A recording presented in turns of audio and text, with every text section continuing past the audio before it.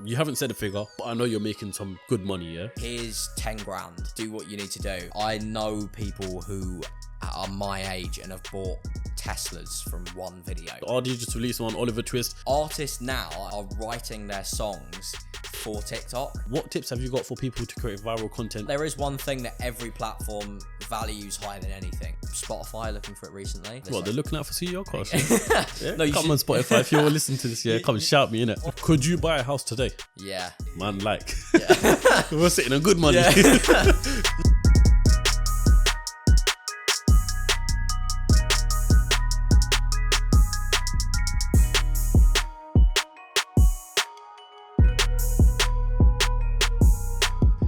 Right, welcome back to the CEOCAST, people. Now on today's episode, we got something a bit different because sometimes I like to do episodes where it feels a lot more natural. I learn things naturally and I don't do as much research as I can because I like to learn things naturally, as well as you guys at home. So on today's episode, I am with a man who is a content creator, also a magician. But today we're not going to be talking about magic. We're going to talk about everything about brand deals, content, TikTok, YouTube, etc. I think it will be quite a really good insight into how things work and how I can get richer myself. So with any further ado, I am with Charlie Davis Magic. Love it, mate. Good to be on. Good to be on. Yeah, I felt like that was a good intro. Loving it, mate. It was. You smashed it. Absolutely smashed that. No, thank you. So yeah, let's introduce to the people. What do you do? Well, introduce to me as well. Yeah. So my name's Charlie. I am a magician. I do TikTok. I do brand management, content houses, all that kind of stuff. So yeah, I've got to give a shout out to the old magician who's sitting currently off camera, right? No, you can't come in. No. Yeah, all right. He's currently sitting off. Yeah, stay there. Sorry, I'll put a picture of you right here, right now. But yeah, he's currently sitting off camera, and he kept telling me, "Listen, you need to do a podcast with Charlie. You need to do a podcast with Charlie." And at first, I was like, I don't know, because, you know, your name's Charlie Davis Magic. So I thought, I've already done a podcast with a magician. That didn't turn out well. Yeah. So yeah, I thought we'd just do this one now. So Love it. yeah, I think we'll just sit down, chop it up and find out what you're all doing. So you're 19 years old right now, yeah? Yeah. So where did this whole thing start for you? Because we got Jet House and then we got all the content collaborations. You're working with a man called Bav, also known as BHP on Instagram. So I want to know, like, what are you doing? Yeah, man, I ask myself the same question all the time. Right from the beginning? Let's give a breakdown of what you're doing currently, then we'll go take it back into what you're doing. So like I said at the start, I'm currently a magician. Haven't had much luck with that recently because of COVID. I can't perform anywhere. So I picked up social media. I started doing Instagram, and then TikTok came out during lockdown and stuff, and then I've just started going from there and carrying on progressing from that. I also run a content house called the Jet House, and I kind of manage and source brand deals for influencers as well. So this content house called Jet House, is it something along the lines of like Phase House or Clout House, whatever it is? It's a bit like that, yeah. So there were this kind of, in March, there was this kind of thing of just content houses. They all kind of came out of nowhere. To do with TikTok. There was the Hype House in America, and then there was loads of other different ones and stuff like that. And they started happening in the UK, and so many people were creating all these content houses, and there was just a flood of them essentially. And it is a bit like the Phase House, the Clout House, all that kind of stuff. Yeah, just for TikTok. Okay, so I'm gonna ask straight up: how does a 19-year-old go about creating a content house called the Jet House? Pay for the house, pay for the influencers to live in the house, and make money from it? Because to me, that seems mind-boggling. Yeah.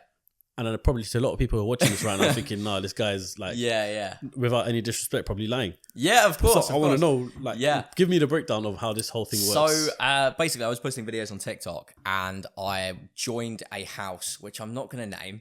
I joined the house, and basically started really getting involved in that. I got invited down, and they kind of did this thing called like a taster session, where they invited a bunch of influencers down to this house in London, and everyone was making videos and you know, creating content, etc. Yeah, it was a really weird dynamic. It felt like a massive sleepover. There was like 50 people in one house, and we all just made videos. And some people did like dances. I was it was really, really weird. So I was a part of that. Wasn't really a huge fan whilst I was in there. Was it a way just for like loads of different influencers on TikTokers to collaborate with each other? Yeah, so the marketing strategy behind that was like, let's bring everyone in. They basically had this process that they were going through where they were choosing different people and seeing who was best to be part of the house. So they invited loads of people down. everyone was promoting it because they all wanted to be in the house. So everyone was like, oh, let's, make videos for this and that, etc. And then all of a sudden, they were like, right, we're going to choose people now to be in the house. And a bunch of people just started getting eliminated, and the house started going down and down and down and down and down in numbers. And I was left in kind of the final few. And then we did that. And I basically got the opportunity to either go in or not go in. I chose not to go in. Why is that? It just wasn't really my vibe. It was very strange going there, because I remember the moment I got there. It's so weird. The moment I got there, the guy said to me, he was like, oh, okay, so you're a magician. I was like, yeah, this is the manager of the house. Oh, so you're a magician? And I was like, yeah. And he goes, oh, so could you show me a magic trick then? Blow my mind. I was like, right, okay. So I did it and everyone enjoyed it.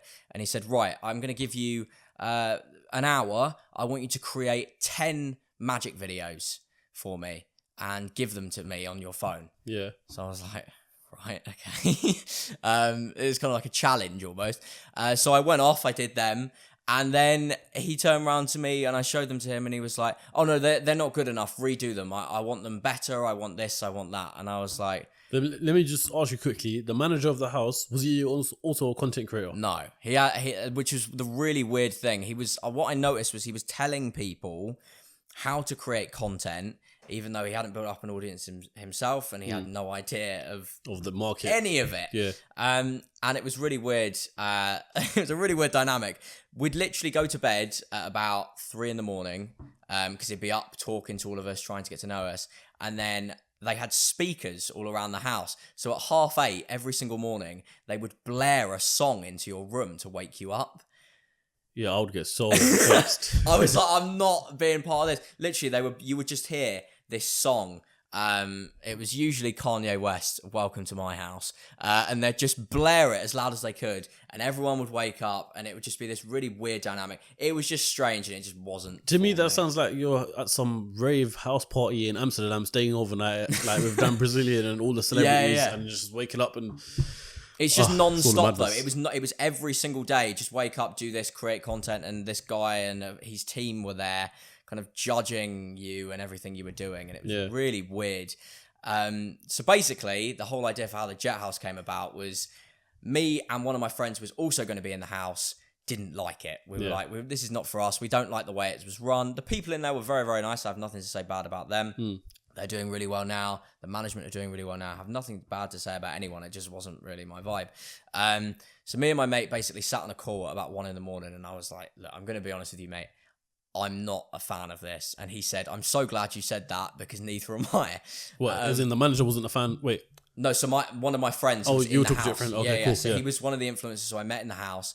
He was like, neither am I, mate, to be honest with you. And then he turned around to me and he said, should we just do our own? And I was like, well, no, that's impossible. How are we going to get the funding for the house? We're both 19. I said, how are we going to get the funding for the house? How are we going to get the influencers in? How are we going to do this, do that? And he basically said, oh, mate, like we'll come up with a plan. We found a house. We got the influencers. In London? No, we moved it to Spain. The reason we moved it to Spain was because you would obviously know this, like the house prices in London are so astronomically big. You can get a villa in Spain for not very much. Originally, when looking for villas, we saw a few we liked. We settled on one, and they quoted us the price of 11,000 euros a month. Oh, damn. Yeah, and we were like, right, we're not doing this. So we chatted with them, and through some sort of mystery, through haggling with them and stuff like that, we managed to crank it down to 2,500 euros a month from 11. So we thought, right, this is perfect. Let's get a bunch of influencers in. And within 3 weeks of us having that phone call, we were out in a different country, in a house with 10 influencers around us, building this Jet House thing. Yeah. Which is just... What influences can you say, or like what influences you got under you? So we basically looked at obviously what the other house were doing, and we were kind of like, there was plenty of flaws in their plan that we kind of saw that we thought we could do that better. Yeah. So we didn't just choose influencers who were naturally kind of The go-to influencers. Yeah, not well. Yeah, you know the influencers that they kind of choose, where it's like the really attractive girls or the guys with six packs, all that kind of stuff. Yeah. Not saying that anyone in the chat house was ugly, but like, definitely know what I'm saying. But yeah, it was basically a wide range of talents. So there was people in there who did gaming. There was obviously me who was a magician. The guy who I set up the house with, he was in a relationship, and they created couple content, all this kind of stuff. You know, there was all these different people. There was a guy in there who done like business style content. There was a guy in there who he does like the Zach King visual effects style videos. So it was kind English of that. guy. Yeah.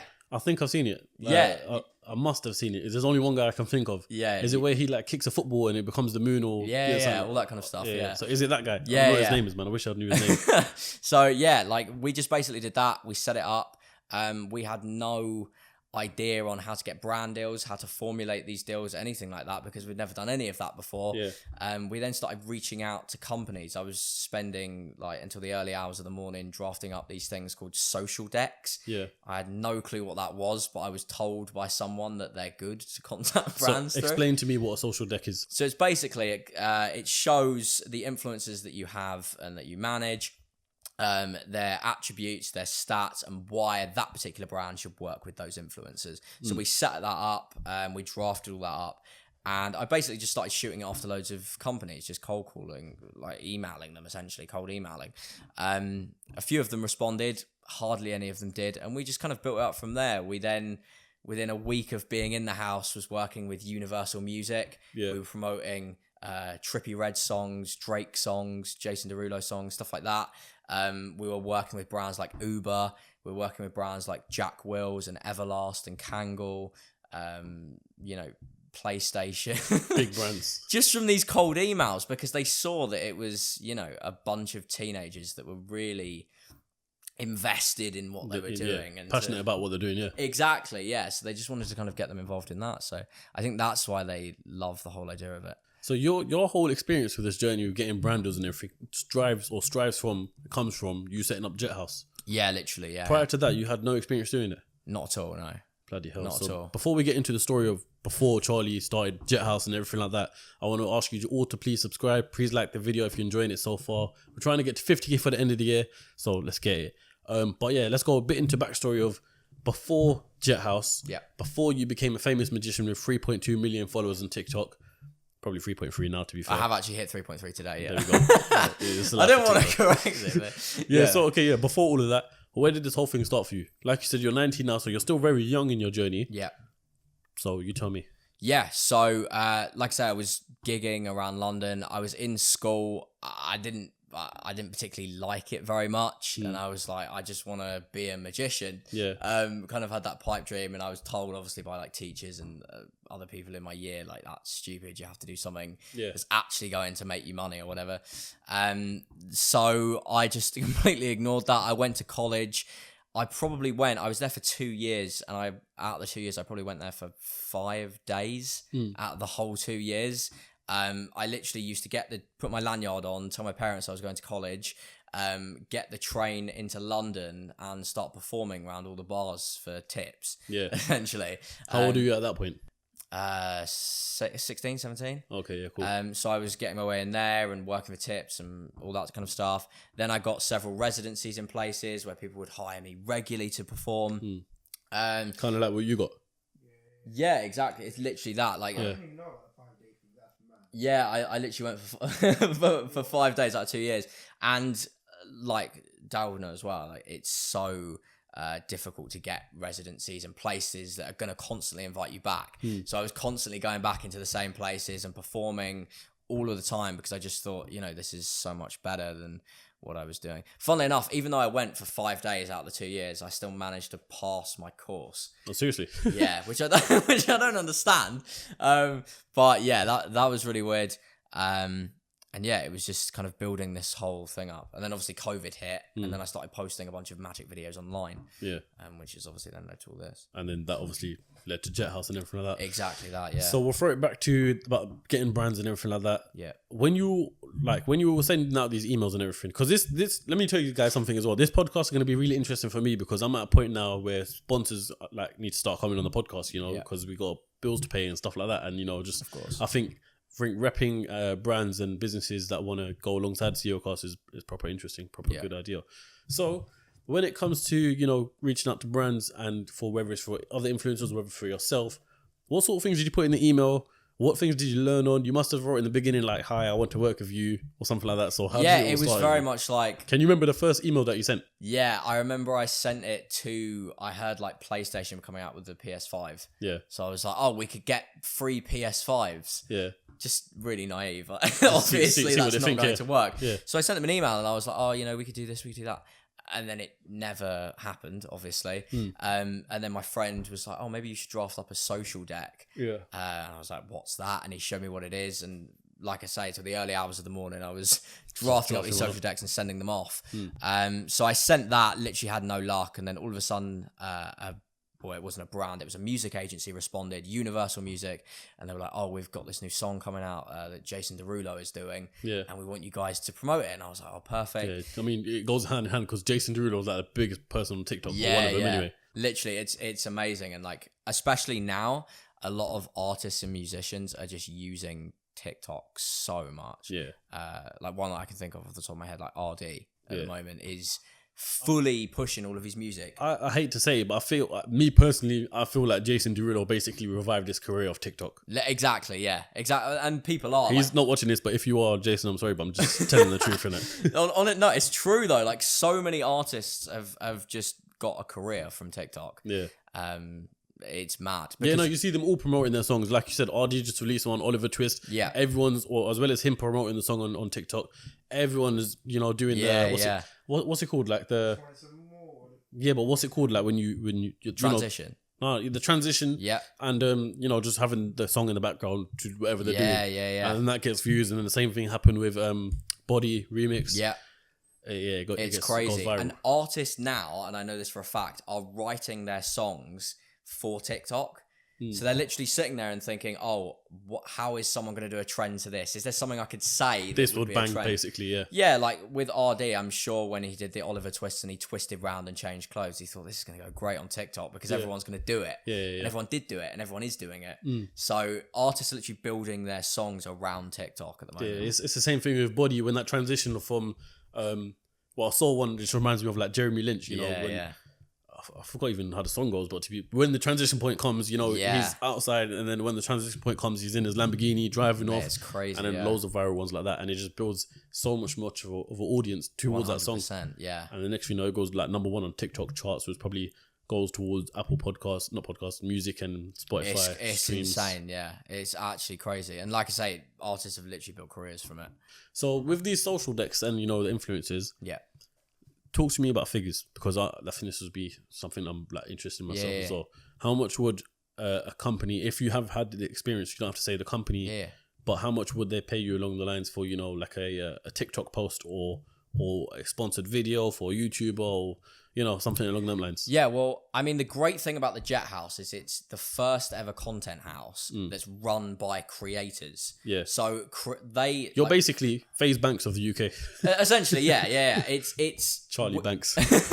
Exactly that. So we basically understand how it works. Like a lot of the people in these agencies don't understand TikTok. They don't understand the trends of TikTok. Even companies don't understand TikTok yet. I know TikTok are in like several lawsuits and stuff, especially at the moment. So that kind of like brands don't like to sometimes get involved in that kind of stuff. So it's still fairly new. But yeah, in terms of obviously like the figures with brands, a lot of the music ones will be like, right, well, we're going to give you this budget. So they might go, here's 10 grand. Do what you need to do and make the song do well. And but would they actually give something along the lines of 10 grand? Yeah. And that's usually for like 5 influencers. So you said you're working with Uber as well, for example. Yeah. Uber's a, you know, massive company. Yeah. How much would they pay? And in fact, what sort of content would you promote for Uber in the first place? Yeah, so we did some content. So, you know, the visual effects guy that I was talking about who does the Zach King style stuff, he made an advertisement for Uber, which is on their page and they've put it up there, and that's really doing well at the moment. And, you know, they give a set budget of how much they want. It's not money that's on par with Facebook and Instagram yet, because obviously Facebook and Instagram are insanely advanced in terms of they're there and stuff. TikTok is obviously still new. Yeah. So TikTok's obviously still new. But yeah, they put a lot in. They put a lot in. What are we talking? 4 figures, 5, 6? 5. Yeah, 5. They put for one influencer as well. It depends if you're getting multiple influencers on to a certain Is that campaign. for one video as well? Yeah, if you're getting multiple influencers on, it can go into the 6s. And so, do you manage any YouTubers as well as TikTok? Not YouTubers currently. No. Is that something you'd be looking to get into? Yeah. I think it's one of them where like I haven't built an audience on YouTube, so how do I know about to build an audience on YouTube? Like I've built a following on TikTok, so I think I'm well within my right to say I think this will work on TikTok because I've built the audience. I haven't done that on YouTube, and that's a lot of the selling point. Like when I'm on Zoom calls or when I'm meeting up with people to do these meetings to talk about branded stuff, it's a 19-year-old kid walking in and people are like, right, okay, like let's write it off. But the moment you then go, oh well, I can prove this to you because I've done this and look what I've built on here.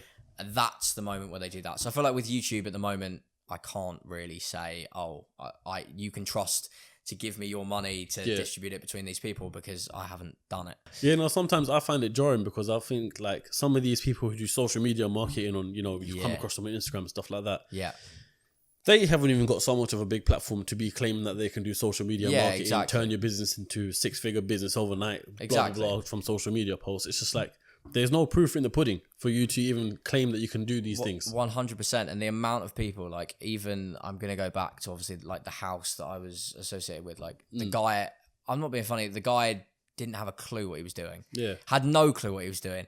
He was just there and he was like, I remember the first call I had with him, he said, right, I want to create. He's like this rich guy. He has loads of money and stuff, but he has no clue what to do with it. Yeah. He went, I want to create the next Team 10, which is what Jake Paul did. Yeah. He was like, I want to do that. And I swear Team 10 ended like...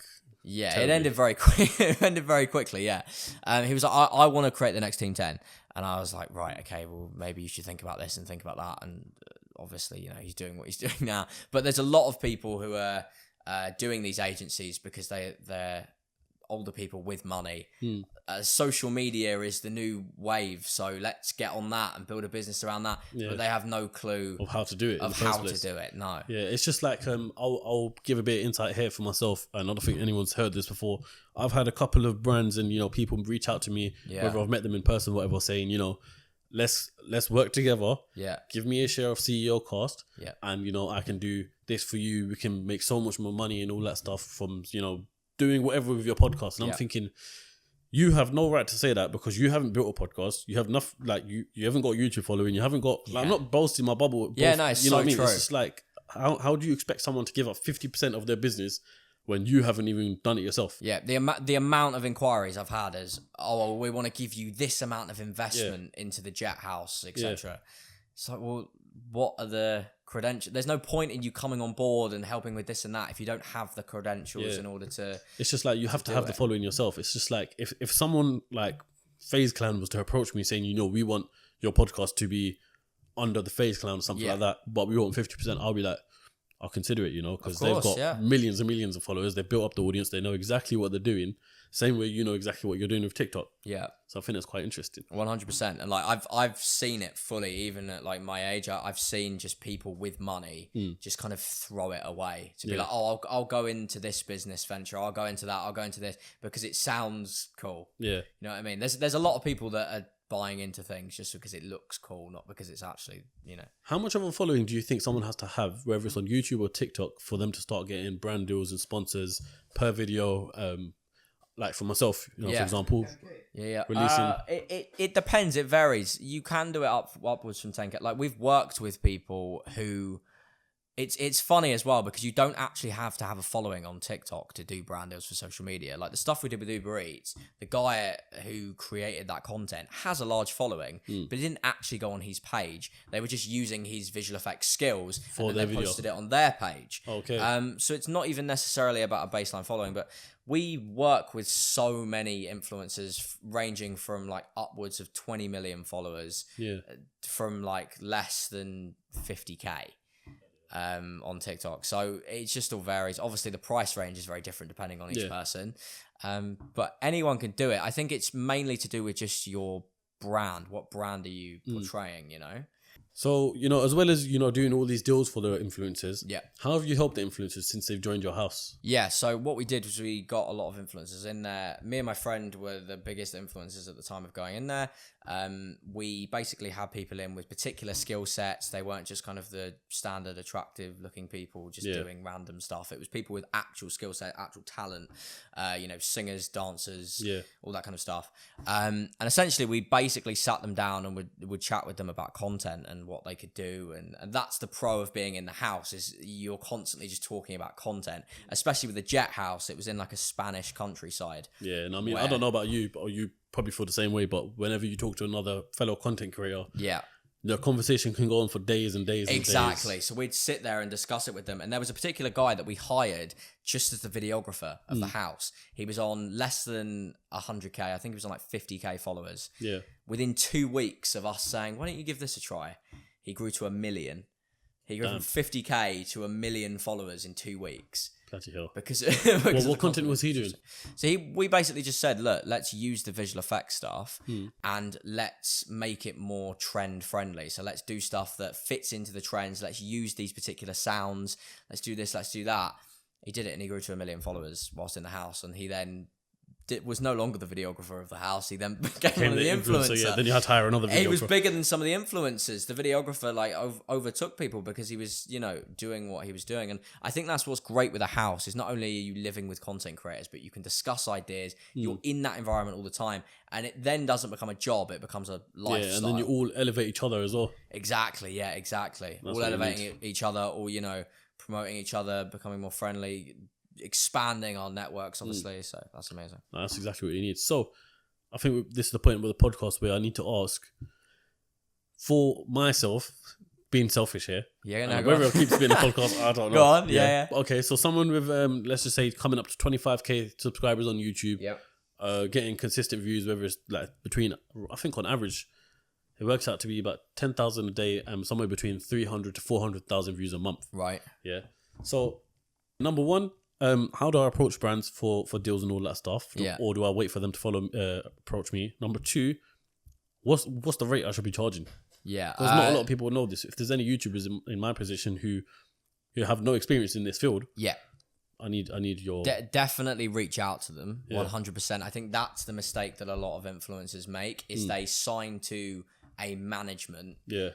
The whole thing with the management stuff as well, like everyone has a management nowadays, and they're all complaining about their management, saying how bad they are. Yeah, that's just a fact, because if you're I do not, sorry to interrupt you, but I hate the fact that people sign with managers, because they're giving away a chunk of their earnings, which they can earn for nothing. And a lot of the time, the managers aren't the people who are getting involved. And that was one of the reasons, to relay it back to the other house, that I didn't want to sign with them. Because I saw the way that they were managing the house. I thought, I don't want these people taking however many percentage of my revenue for this and that.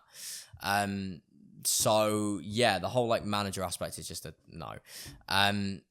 What was the question? So how would I go about getting brand deals, reaching out? Right, okay. How much would it be worth? So if I was you, I'd definitely just reach out to them. I'd get a notes page on your phone, literally draft up an email, and say, look, this is what I do, and reach out to the brands that are good. You should definitely have this on exclusive. I know Spotify are looking for it recently. You should definitely have this. Well, they're looking out for CEOCAST. No, come on Spotify. If you're listening to this, come and shout me, innit? Honestly, you should definitely have it on this on Spotify.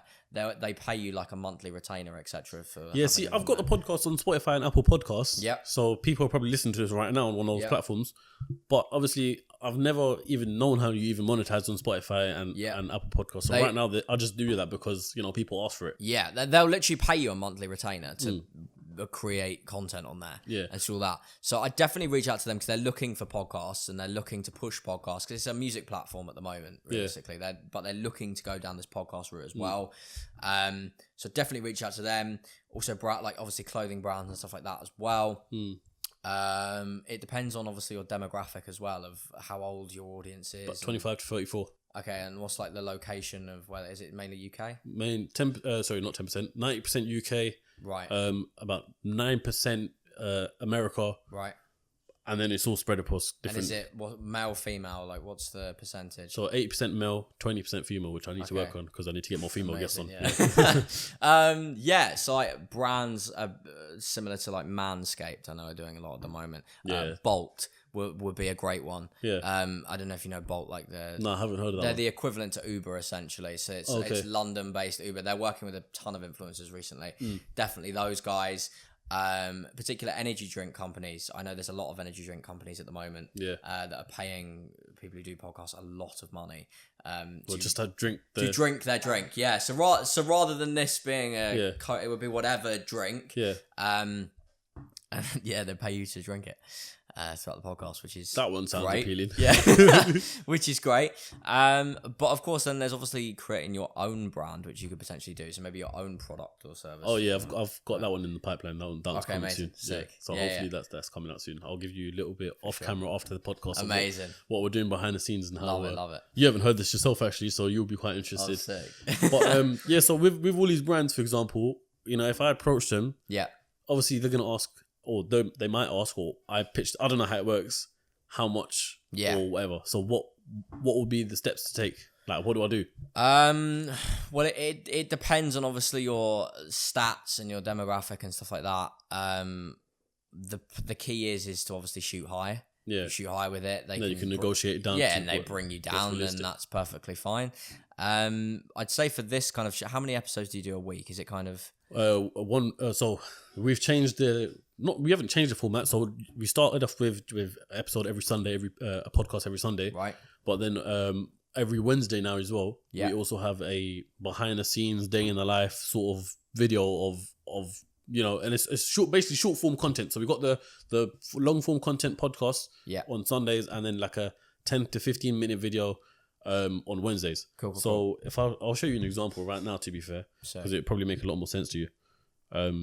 So if we go on CEOCAST, and showing how the business works. That's sick. Yeah. And I started that because obviously I knew the potential of that would be a lot bigger than the podcast itself, and it would go hand in hand. For sure, yeah. So if you're doing a certain amount per week, you do the best strategy is to do a monthly retainer. So maybe they pay you a set amount of money per month to have this amount of, if you're doing an energy drinks brand, which I've worked with plenty of them, and I know the kind of things that they ask for, how many times you're drinking it during the podcast. Seriously, small things like that? Yeah, how many times you're showing it and stuff like that. Yeah. That kind of stuff works well. So it depends how many they'd like per month. If I was you, I'd definitely do like a monthly retainer type thing. Because with TikTok, it's difficult because you're posting at such a regular, sometimes I post 9 times a day, sometimes I post 10. Yeah. Obviously, if you have a set amount of things you're doing, definitely the monthly retainers are great. Yeah. So when you say, for people who don't know what monthly retainer is, what do you mean? Yeah, so basically a brand would pay you a set amount of money per month. For all the videos within that month? Yeah, for all the videos within that month.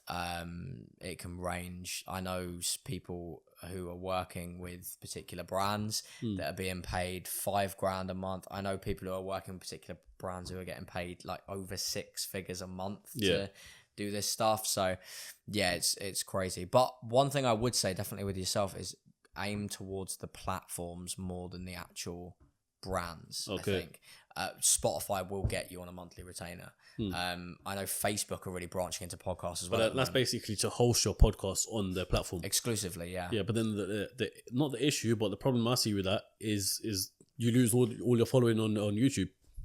So I built up, let's just say 20k followers right now on YouTube. Yeah. If I shift it all to Spotify suddenly, then YouTube's gone quiet. Well, not necessarily, because you can post clips of the podcast. Yeah, like Joe Rogan does. Yeah, you just can't post the whole podcast. Yeah. So you can still have the channel there and have the key bits of each episode and all that kind of stuff. But obviously the full podcast is over on another platform. I think, me personally speaking, I think that would only be worth it for me if they're paying a proper good amount that actually makes sense. And they would as well. That's not unrealistic. They would. Because they paid Joe Rogan, 100 million? Something like that? Yeah. Yeah, it's something crazy. But they're looking to promote podcasts, like especially Spotify as well with music. The podcast game is a perfect thing to do. So with the brand deals, for example, I like to hear figures. It excites me. Yeah. So what would we be talking? Let's just say per episode. Let's just say someone sponsored this episode that I'm doing with Charlie Davis Magic. Yeah. what would you charge?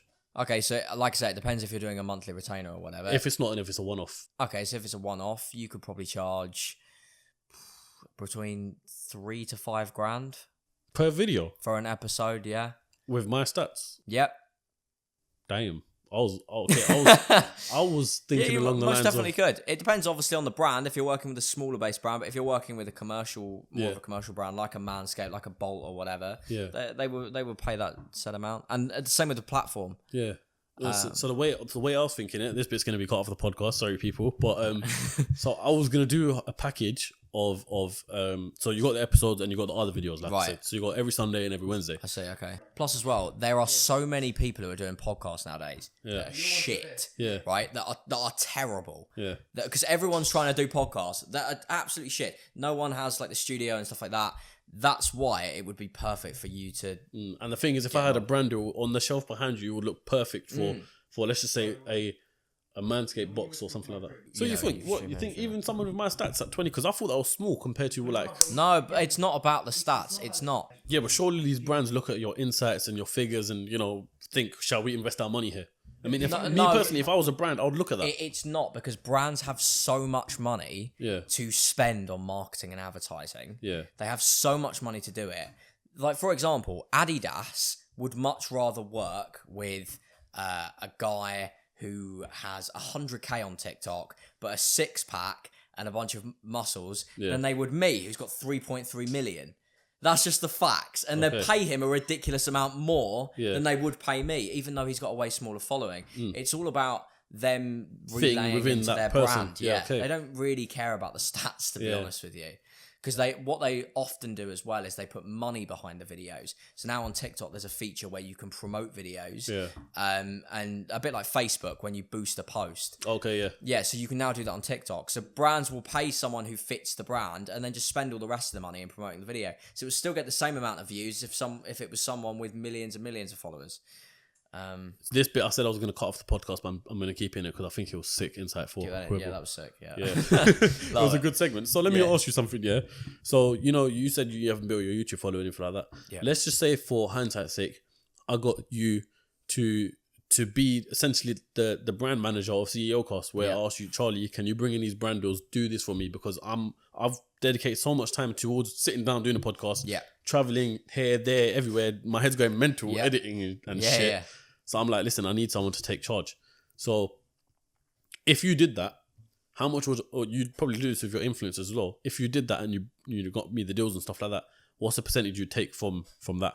Yeah, so it varies. There are obviously influencers that are a lot bigger. The commission is smaller and stuff like that. The standard commission is 80-20, so it's 80 in your favor. You receive 80%, 20%. I know there are managements that it's stupid. It's like 60-40 in their favor and stuff like that. It's ridiculous. And you often see it a lot, especially with other things that have happened, like Team 10 and stuff like that, where the commissions are stupid. Like, you have 90% of the revenue being taken by the management and 10% given to the influencer, which is just ridiculous. It's just like thing is, YouTube's different because they're the platform you use to put your content out there, but they take 50% of your pay. Of course, yeah. But you can't complain because that's the platform that... Every platform does that, though. Every platform does that. And plus, as well, I mean, the great thing is with YouTube compared to TikTok is that you can actually monetize the videos. Yeah. You can monitor... You don't have to pay for them through brand deals and stuff. That's true, yeah. So you also get that revenue as well. Yeah. But obviously the brand stuff a lot bigger stuff. Different, yeah. Yeah, damn, I might have to actually... I just find it mad. Like, imagine being sponsored by Manscaped and I'm on the podcast talking about how I shave my balls in the morning and stuff like that. It's just, Mate, stuff honestly, like that. That's what it would be. That's what it would be. Yeah, but what it is? Manscaped, it's always a brand that when I see an ad on YouTube, I'm like, that is funny. But I feel like that's the thing they go after, that comedic sort of sponsor. Literally, I know exactly the one you're talking about as well. Is it the True Geordie? Yeah, literally. Literally. No, it is. And they love that because it fits perfectly with their brand. Yeah. It's almost, especially with True Geordie's ads, he heavily takes the piss out of the brand a lot of the time. Yeah. But they love it because it fits with the brand and it makes, obviously, like younger men feel like, oh, this isn't an ad, so I'm actually going to watch this because there's funny elements in it. The amount of brands we've mentioned in this video, if I don't get brand deals up, I'm going to be pissed. They all owe us money. I want money from all of you lot. So recently, I was advised by, shout out to Your Positive News. He's not going to want me to say his name. So shout out to Your Positive News. He told me to add timestamps in my videos. Right. Which will also be linked down in the description below. But from what I've noticed so far, I've done that with my last podcast, and it helps audience retention quite a lot because people can, click and see a part and all that stuff. So what was the question I was meant to ask? Yeah.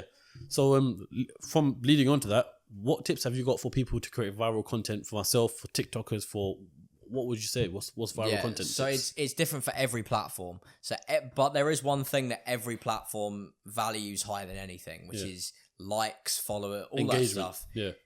One thing they value more than anything is retention. Yeah. Are people watching from the beginning of the video to the end of the video? Yeah.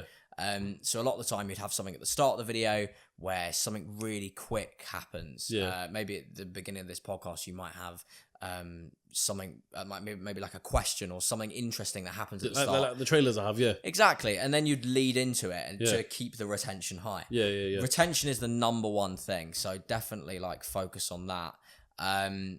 Obviously then, the likes and things like that are important, but retention is the main thing. It's different for each platform. So for TikTok, the best time to have for a video is between 15 to 20 seconds. It's the best time.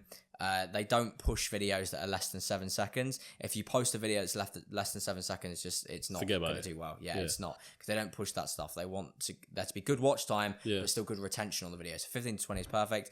On YouTube, it's usually 8 to 12. Obviously, like podcast content, people are going to watch more of that because it's a long form video. I've noticed with YouTube as well, and I know this for a fact. This is how it works. So if someone goes on this pod, let's just say the audience right now have come specifically on YouTube because they know CEOCAST is uploading at 7 p.m. So they've got open the app at 7 p.m. Watch CEOCAST. Yeah. If they watch content, if they stay on the app after my podcast is finished and they go through hours or whatever, binge watch content, then they push your video a lot more because you're the reason why they're on the platform in the first place for that session. Premiering content is great as well. I don't know if you... I premiere every Sunday. Yeah, exactly. That's great. It gets people on the video. The more people who are commenting and all that kind of stuff. It used to be a thing back in the day with Instagram, and they've kind of fixed it now, where if you got a lot of comments, it doesn't matter how bad the video was or how bad the retention is or the watch time, your video would be pushed insane amounts. Like, I remember I was on about 20,000 followers, and I used to do this thing where I used to get people to comment their name in the comments letter by letter. Comment your name letter by letter, and I'd follow 10 people back. I did actually follow the 10 people back. But people would do that kind of stuff. But it helps with engagement massively. I'd have a video, I'd be on 20,000 followers, and I'd have a video with 5 million views. Because the comments is up to 50,000 comments. Flipping out. Because people are just commenting and commenting and commenting. On Insta, yeah. What's because Instagram pisses me off. What's the algorithm now? Because they change it every other day, man. My engagement has, from what I've noticed, and I hate to say it, is dropped lower because... Same. It doesn't make sense. Yeah. I'm actually losing followers on Instagram at the moment. Yeah, the thing is, you wake up every day. Before, when I first started Ceocast, I used to wake up, and when you go on Instagram, it says 100 followers, 100 followers, blah, blah, blah, every other day. Now it just says 8, because then you go on there and it says there's many people unfollowed, that many people. They think it's going to be the next, they actually predict it's going to be the next platform to die. Instagram, yeah. Because there's obviously Facebook run and own Instagram, but the algorithm is so bad that creators are no longer posting. I know they've introduced Reels to try and get people back on the way of it, but there's not really that much reach on Reels at all.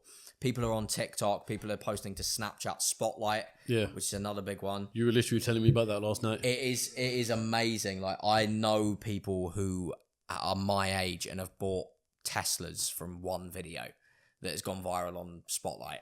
It's insane. And it's literally a less than 10-second clip that you put up on Spotlight. And they've... Have you got to have any requirements before you get monetized on Spotlight?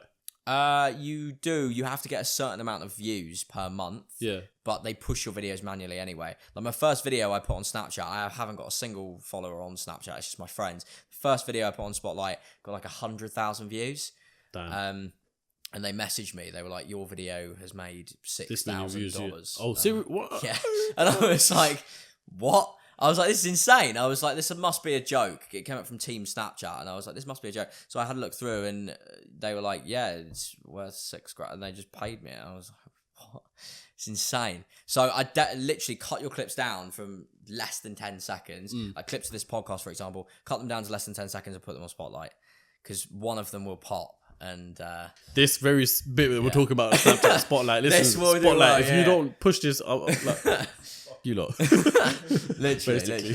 So yeah, if you think Instagram is dying, what do you think is the next big platform like for people to like monetize off of it and, you know, grow the audience that push to other platforms? Because I'll give you an example. When I first started TikTok and I got a lot of followers, I noticed that because, you know, you can put your YouTube link and your Instagram link and all that stuff there. Like my subscribers went up by like 500. My Instagram followers went up by like 1,000 or whatever, and I was like, this is great. So if you had to say another platform that's like the next big thing for companies to jump on, and, you know, brands like myself or whoever else makes content, what would it be? What, to grow an audience or to monetize? Use it as two. I think growing an audience goes hand in hand with monetization. So growing an audience is definitely TikTok. It's the place where they're pushing the most videos. People are becoming viral off of one video, you know? It's definitely TikTok. There's so much reach there. The platform to monetize on is definitely Facebook. Facebook have the most amount of money out of all these platforms. Yeah, but this is what I was saying to you off camera as well. Facebook and Instagram, WhatsApp. Yeah, Facebook, Instagram, WhatsApp, YouTube, they're all owned by Google. Yeah. So isn't it the same thing? I'm not sure is Facebook owned by Google?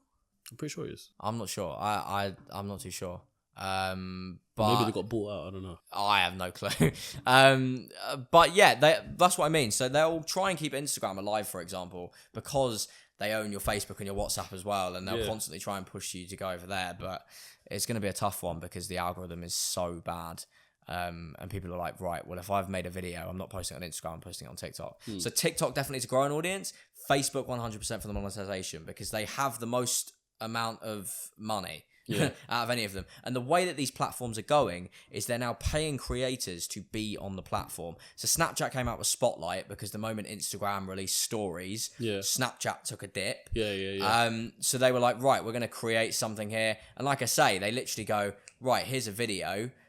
Here's a video platform that's built within Snapchat that you can earn thousands of dollars from just from these little 10-second clips, which is insane. So what you will start to see is these platforms literally just throwing money at creators. Make sure you're posting stuff on my platform rather than all the others. Every platform wants to be the short form platform at the moment. That's why YouTube coming out with shorts. Triller will go bankrupt. But shorts on YouTube, I find like it's to be hit and miss. Triller are trash. I don't even know what Triller is. It's basically some company that's trying to compete with TikTok, but I don't see it. Oh, wait, hold on. Is this the one that Charlie D'Amelio or something like that got bought out by or something? Well, basically, they all those guys have equity within the company, so they all constantly promote it. Yeah. It's just not... At the moment, the current state that the app is in, it's not going to do well at all. So, yeah, we talked about platforms to grow on. Yeah. Before I get to what platforms are monetized, that you can monetize off. Monetizable. Yeah, monetizable. Yeah. What can I do on TikTok to, you know, grow massive following? Because right now I'm sitting on 13.5, I believe. Okay. It's all right. Well, it's nothing special, is it? 13.5, that's just the average number. Yeah. So you 3.3 million, yeah. So you need something at the beginning of the video, almost like a hook. So maybe you ask a question and you're waiting for the answer. Yeah. If you look at a lot of the Gary V stuff, it's very that kind of thing. Yeah. You have to realize as well that it's kids essentially here watching your videos on TikTok. It's teenagers as well, and obviously, you know, that kind of thing. So everything needs to be very fast paced and very jumpy and stuff like that. But longer than 7 seconds at the same time. Longer than 7. Keep it between 15 to 20 would be perfect. Yeah, you can post 3-minute videos on there now, but don't do that because it's pointless.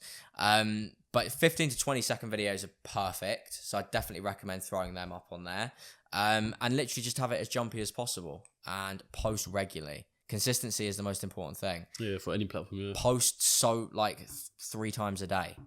Cut 3 clips up from the podcast and post them, 20-second clips. This is how you get loads of TikTok followers. See, that's going to be the intro for the thing. Yes. Okay. So that's that. What platform is the best to monetize off? Facebook, 100%, because they have the most amount of money and they can just push the money to you. Snapchat, like I say, you can make good money out of it, but it's extremely hit and miss. I earned that one payment. I've got another one due. but that's it. You know, some of my videos get 10 views, some of them get millions. It's a weird one. YouTube Shorts is great, not necessarily for monetizing from, but to grow an audience from. Yeah, I know Instagram are coming out with a thing, and a few of my friends have it, where you can now monetize IGTV videos. Yeah. So if you press on an IGTV on certain person's pages, it comes up with an ad. And they got the badges as well for Instagram Lives. Yeah, which is great. But I feel like, as you've said, you know, Instagram's dying. I feel like they're implementing these features to keep people on keep it alive. Yeah, and I know they're paying people a certain amount of money to stream as well now. Is it? You can stream on Instagram. Well, basically Instagram Live then, isn't it? Yeah. So Instagram Live, if you go, I think it's something like I think only certain accounts have it, but it will come into the fruition. If you stream for like 15 minutes a day for 1 week, they'll pay you like $100 worth of badges. And then if you stream for so basically they're paying people to stream. That's what I mean. They're literally throwing money at people to go, right, stay on my platform. Don't stream on TikTok, because what's the point? They're not paying you any money. Yeah. Stream over here. So it's literally just who has the most money at the end of the day. Yeah, I need to get on this. There's so many things, you know, you learn about social media, and there's me thinking, I didn't think anything big, but I thought, you know, like I thought I had YouTube on lock in terms of, you know, mate, you do though, because it's so hard to build an engaged audience. Yeah, it's somehow almost impossible. You know, I'm proud of what I've done as well, because someone coming from not nothing, like, I'm not going to give you that rags to riches story, but, you know, in terms of coming from nothing, as in, like, I was a very low-key person with 100 followers on my personal account, and started CEOCAST out of nowhere. Who the hell's going to know about it? And somehow we've built it to, you know, 23,000 subscribers up until this day. Mate, that's sick. Which is nuts. Yeah, it's so difficult to do it. Like, so many of my friends who are creating TikTok content now want to move over to YouTube, and it's near on impossible. If you're posting YouTube Shorts, but when you're posting YouTube Shorts, it's not really an engaged audience. Do you think YouTube would ever die? No. Why is that?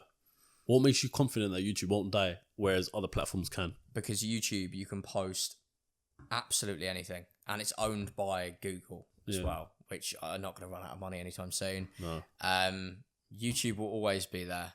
Every TikToker is coming over to YouTube and trying to do well on YouTube, because they realize that's where you get an engaged audience, that's where you can sell things from, that's where you can do all these different things. But it will never die now. Damn. I think before we end this podcast, I need to ask you a question. Yeah. With everything that we've talked about in the podcast so far, you know, brand deals and, you know, spotlight stories and everything you can make money off of. Yeah. Obviously, you can do all that stuff yourself, which you probably do. Yeah.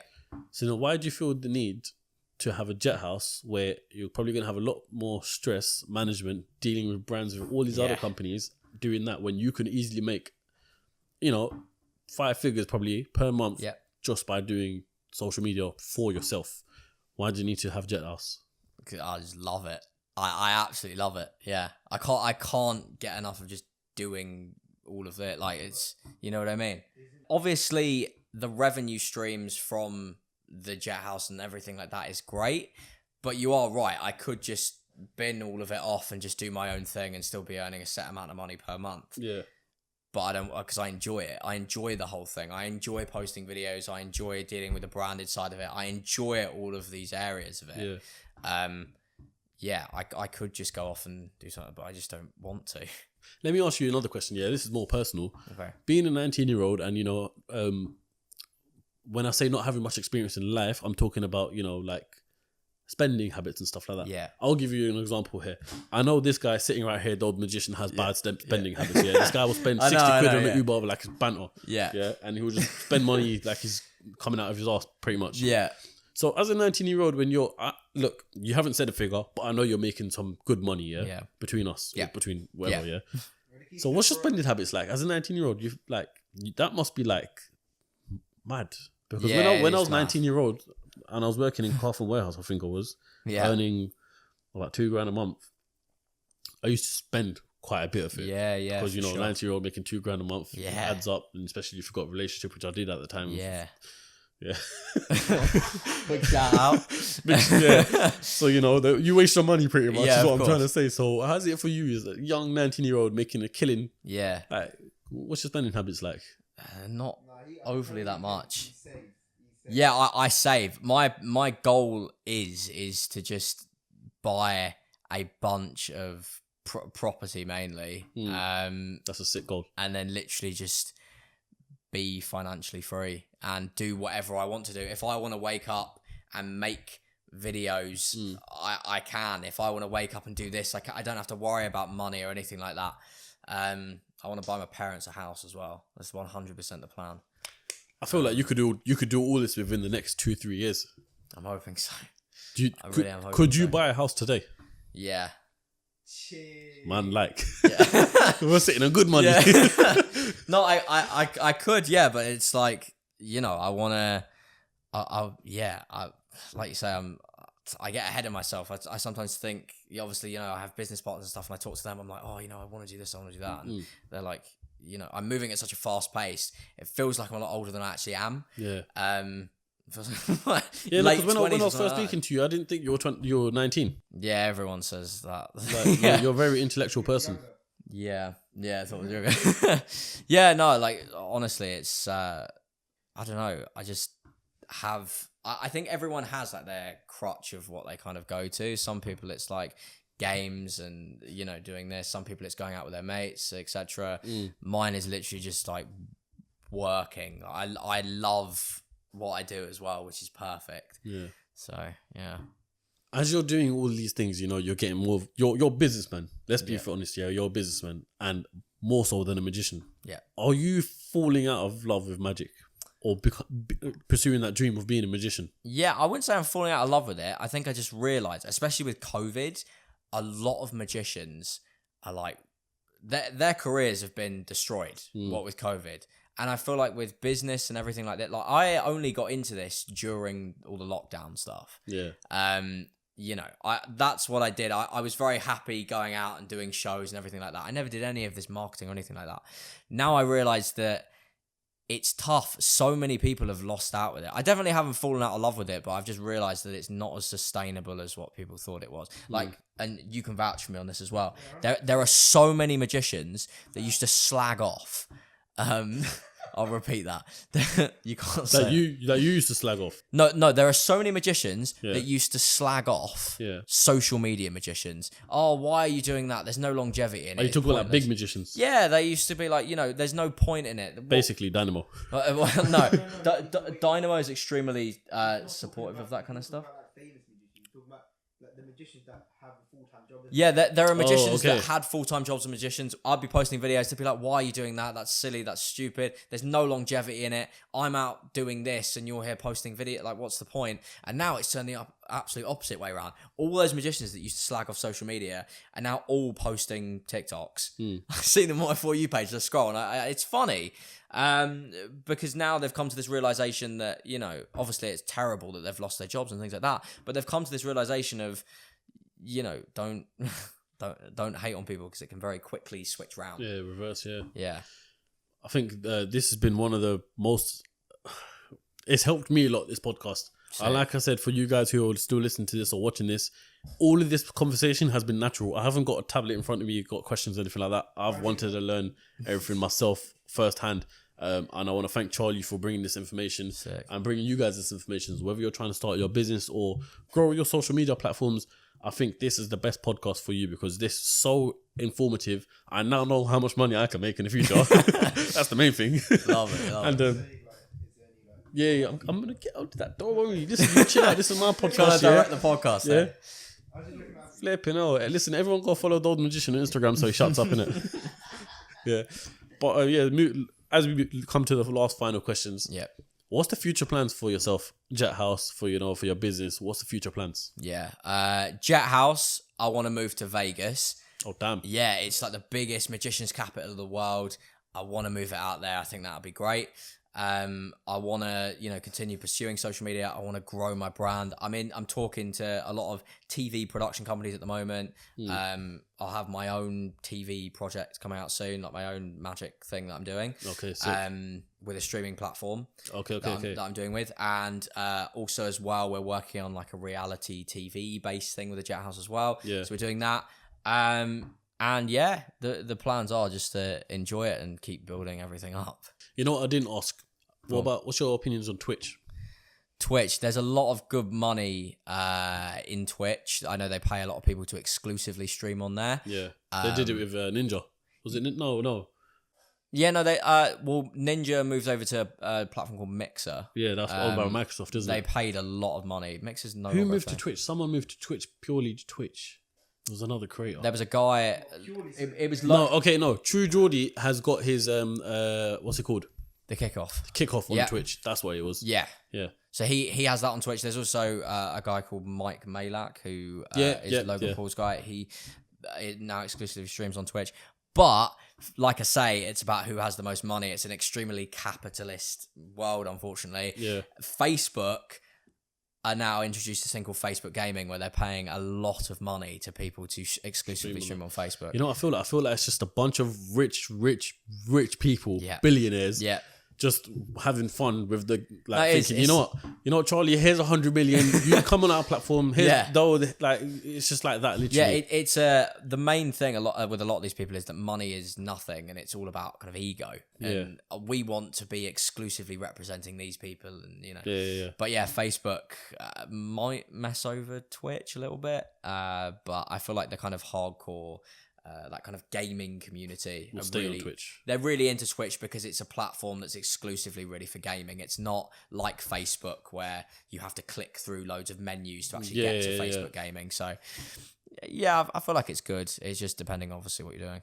Right. So before we end, I'll always ask what success means to you. So what does success mean to you, Charlie? I think just being happy in everything you're doing and having as many experiences as possible without the worry of money. Best way to put it, simplest way to put it, to be fair. Exactly that. Financial freedom. Exactly Can't that. go wrong. Yeah. If you guys are tuning in to CEOCAST, make sure you subscribe.